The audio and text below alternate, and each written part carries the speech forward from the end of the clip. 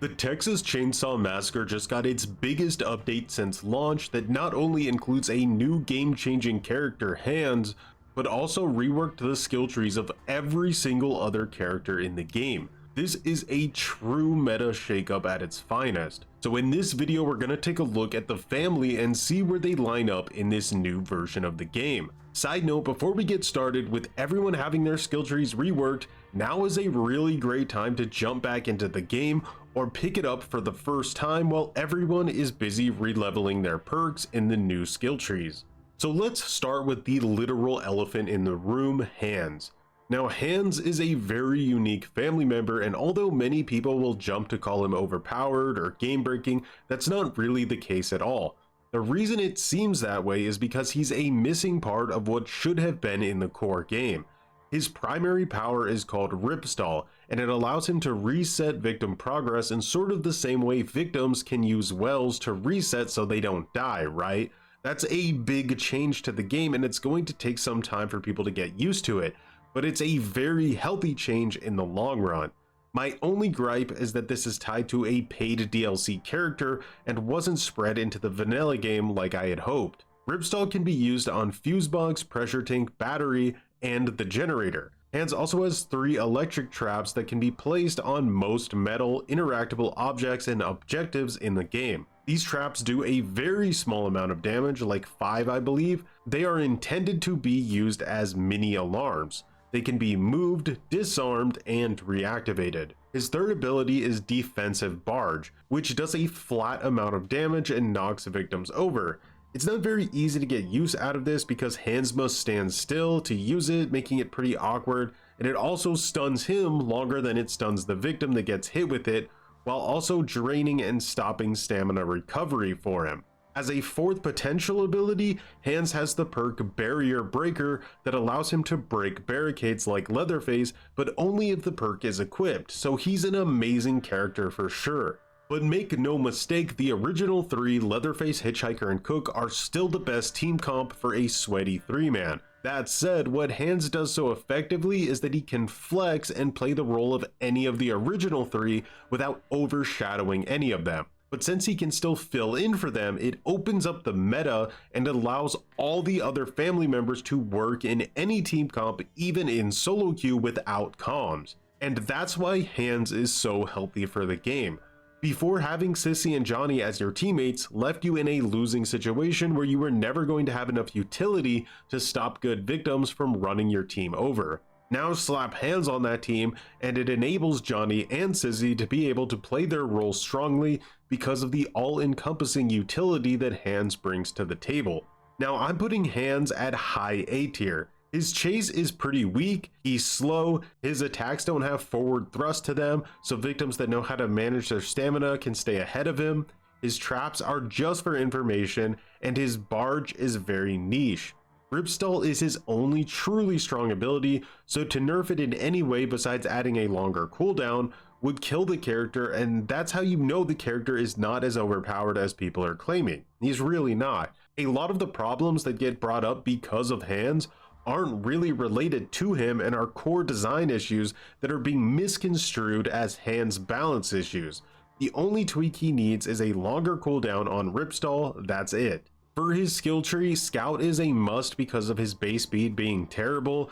Barrier Breaker is great if you don't have a Leatherface, otherwise I would swap it to another loadout with Bruiser instead to do more damage with Defensive Barge. And for his last perk, I use Blunt Force Trauma, which adds a concussive effect to hits when your stamina is above 50%, and this slightly disorients victims for easier follow-up hits. His skill tree can be navigated quite wildly, but this is the path I chose for him. Okay, now let's look at Hitchhiker. Hitch is still the best family character in the game, and this update unironically made him even stronger than before because now he can run Scout on his best build, making him 15% faster.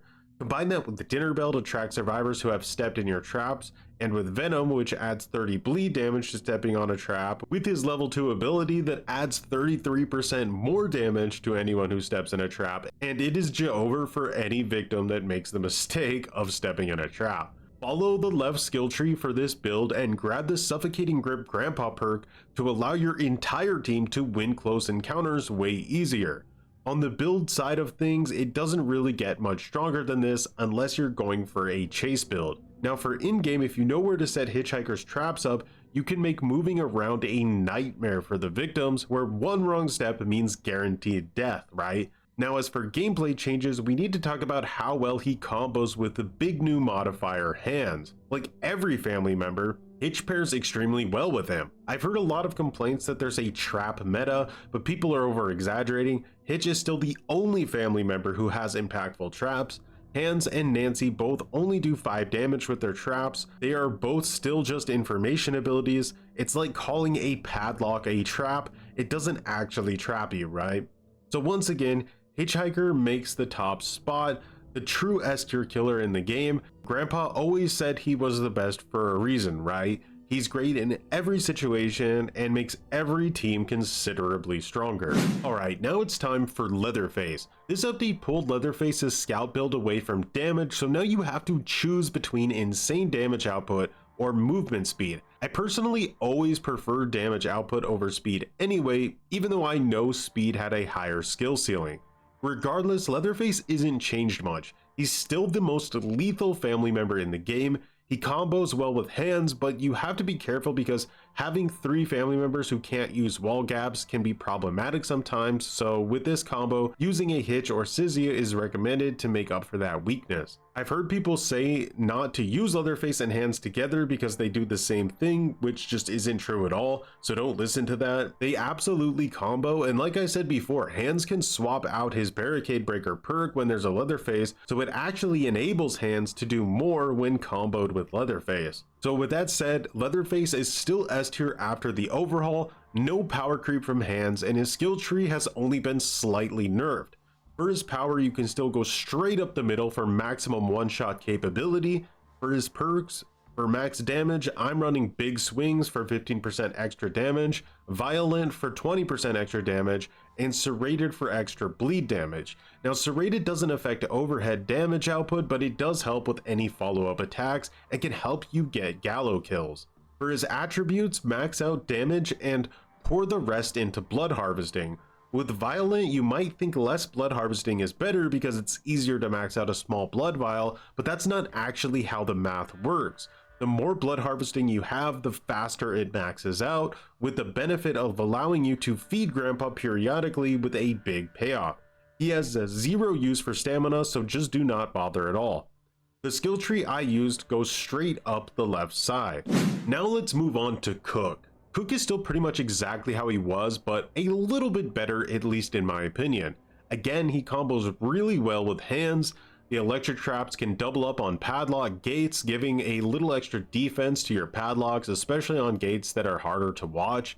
Cook is still one of the OG 3 and the best team comp for tryhards on comms.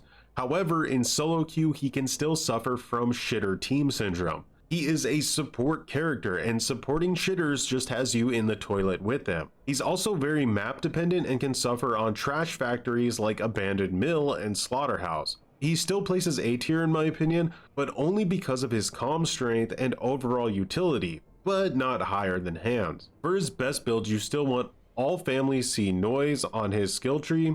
I've gone with Serrated because Cook doesn't get too many hits, so it's important that they carry some extra damage. Scout because Cook is slow as F, and Security Pin so those padlocks are just a little bit extra juicier for the victims. In this update, you can run this build with exterior alarms, which is awesome, and why I say Cook definitely got a little bit of a buff, because you couldn't have this well-rounded of a build for high-level play before. Use this skill tree path if you want to snatch this build for yourself. Coming up next is my main Johnny. Now Johnny definitely got a tiny nerf in terms of what perks he's allowed to combo together, but his damage output is so good that it's barely noticeable, and it's pretty easy to come up with a new mega damage build to substitute any of his old damage build combos that got removed. He still absolutely demolishes victims that are caught out in the open. Now Johnny is a big winner when it comes to hands existing, because the utility of hands will buy enough time to enable Johnny to have the time that he needs to basically go around and murder everyone with his insane damage output. Again, this is why hands is healthy for the game. Because hands exists, Johnny is able to come up to A tier. Till this day, people still sleep on Johnny, but in order to play him effectively, you do really need good game sense, and also you need to know how to get value out of his tracking ability that a lot of players tend to just ignore when they shouldn't, because it's actually pretty useful if used correctly. In the future, I would like to see Johnny get the Barrier Breaker perk from Hands, as I believe he's in the same class as them and it opens up more viable team comps. For his build, I'm choosing to use Scout, Violent, and Hysterical Strength. You could try alternatives to this, but I find it fun and very effective, allowing up to 40% extra damage, so that's why I'm rolling with it for now. With Johnny, having above 40 savagery isn't really all that necessary in terms of actually getting final blows, so that's why I go with higher stamina and peak blood harvesting. If you want this skill tree for yourself, follow this path up the right side. Also, if you're curious, I use the left tree only for his tracking ability. This is purely preference based though, any route is pretty much fine for Johnny. Next up we have Sissy, who got a major buff to her skill tree with this update, straight up making her scary to deal with. Before, her skill trees were very annoying and pretty much limited her to very average builds that didn't play to her strengths at all, and as a result she got outshined by Hitchhiker in every possible way. Like the others, she's massively enabled by Hands, so she's able to go out and do her thing, which is chase victims relentlessly without throwing the game in the progress like she did before. Now, because of both her way better reworked skill tree as well as Hands existing, she's able to also come up to A tier. And I don't care how many times I point this out, Hands is allowing every team comp to work when before they were auto losses against decent victims. And you might say, yeah, that's because Hands is overpowered. But if Hands is truly as overpowered as people claim, he would replace one of the original 3 in pre-made tryhard team comps, and he doesn't. That's how I know he's not as strong as he seems, right? So for the build I'm using, which I'm confident is her strongest, I'm using Easily Tuckered Out so that my attacks use 30% less stamina.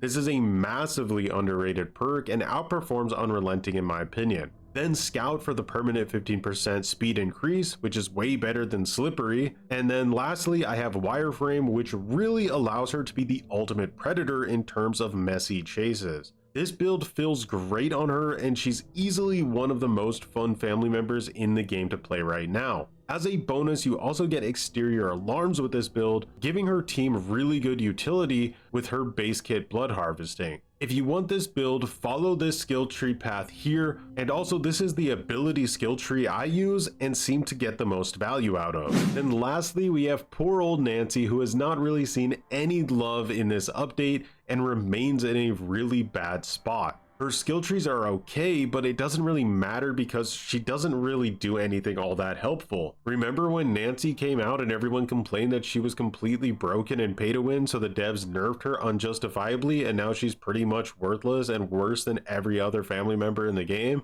I sure do. That's why you don't have knee-jerk reactions to brand new things. There are good players in this game and they do learn how to adapt to new things. So Nancy, in my opinion, has one viable strategy, using her spy ability to locate victims as often as possible and trying to get value out of that in any way you can. Her traps do nothing, 5 damage with a little noise, 7.5 damage with a tier 3 perk. She's also very map dependent and completely worthless on most of them. Hands does make her more viable than before. He basically brings every family member up a single tier, but even Hands is going to be rolling his eyes at a Nancy pick. You can still get value with her on Family House, but I wouldn't advise playing her elsewhere unless you're a massive tryhard. For her build, I'm using Feral for extra damage, Scout for extra speed, and I'll kill them all for 15% extra damage after using my spy ability because, like I said, it's really her only viable playstyle in my opinion. That's why for her ability tree, I use this path to maximize the value and downtime of spy. For her actual skill tree, follow this path if you like my build. This path also allows for a pretty strong blood build as well if you swap out the right perk. Alright, so there you have my total breakdown of the current family meta. Nerfing Hands in a dumb way is massively short-sighted in my opinion, so I really hope that doesn't end up happening. All that said, let me know what you think about this update, and as always, thanks for liking the video, and have a good one.